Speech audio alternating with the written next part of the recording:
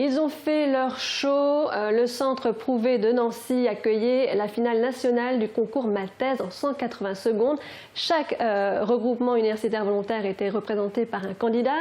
Fleur Kalivanjimoko défendait les couleurs de la Lorraine et même si elle n'a pas gagné, eh bien, elle a su relever le défi qui lui était proposé.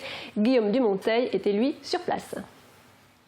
Normalement, on devrait trouver des couples d'électrons schizophrènes, c'est-à-dire des électrons qui seraient à la fois thésards et amoureux. C'est un état exotique de la matière, et c'est peut-être tout simplement ça, ce que je veux faire de ma vie. Et c'est parti pour 23 secondes d'applaudissements ininterrompus.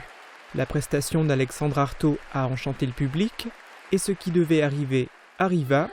Il a raflé la mise et remporté pas moins de 2 prix. Celui du public est le premier prix de l'édition 2015 du concours Ma thèse en 180 secondes. Bluffant. De plus, cette victoire lui permet de se qualifier pour la finale internationale qui se déroulera le 1er octobre à Paris. Il représentera la France en compagnie de Rachid Abrahim et de Grégory Pacini. Ça me fait plaisir, après j'ai donné tout ce que j'avais, j'ai essayé de faire rire, j'ai essayé parfois de surprendre et puis visiblement ça marche. Différents critères permettaient d'évaluer les 27 candidats et notamment leur talent d'orateur et la clarté de leur exposé permettant de présenter leur thèse. Ils faisaient en sorte de profiter des conseils que des comédiens leur ont donnés et utiliser des métaphores pour illustrer leurs recherches. Fleur Kalivanjimoko s'est ainsi servie de l'image des poupées russes pour faire comprendre son travail. L'État-nation implique que tous les citoyens soient soumis aux mêmes règles juridiques.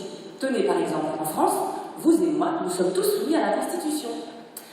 Le problème, c'est que le droit supraétatique, la grande poupée, a autorisé... Moi qui me perds souvent dans du lyrisme quand j'écris ou quand je parle, ça m'oblige à aller à l'essentiel pour expliciter mon sujet et puis ça m'oblige aussi à un exercice de vulgarisation, d'accessibilité des travaux de recherche. Donc je pense que ça peut me servir dans les colloques, après, dans les congrès, des conférences, ce genre de choses. Le fait de parvenir à rendre compréhensible au grand public leurs recherches peut également permettre aux doctorants de s'intégrer plus facilement dans le marché du travail. Après la thèse, comme je veux faire de l'industrie, les industriels sont très friands des chercheurs qui savent communiquer au grand public. Donc du coup, c'est peut-être un bonus, on va dire, sur une ligne de CV, pas négligeable.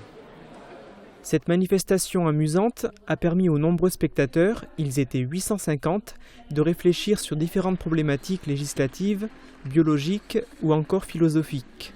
Comment se fait-il que l'être humain que nous sommes, que l'on qualifie volontiers de raisonnable, de supérieur et même de divin, est-il capable de telles méchancetés, de telles horreurs, comme le meurtre, le viol, la trahison ou encore le mensonge?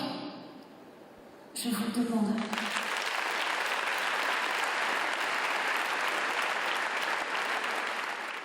La thèse en 180 secondes, un sacré exercice de style.